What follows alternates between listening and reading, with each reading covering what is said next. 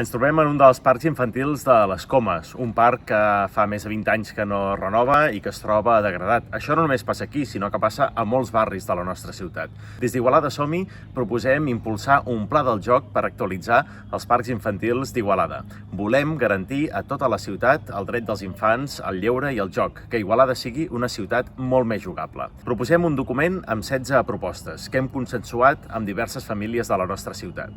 Proposem uns parcs infantils amb més varietat i amb més comoditat, amb més espais de sorra, més tirolines, tobogans gegants, estructures temàtiques que facin somiar els més petits en formes de vaixell, tren, animals, dinosaures, jocs i gronxadors adaptats a infants amb mobilitat reduïda i cadires de rodes, jocs de taula i de carrer pintats a terra, paviment tou, més ombra, amb pèrgoles o arbres, substituir els tobogans metàl·lics perquè no cremin, quioscos amb lavabos i serveis, més bancs i papereres, més fons d'aigua, delimitar les zones per seguretat si hi ha trànsit a prop i publicar un mapa amb tots els parcs infantils d'Igualada i les edats recomanades a cada un.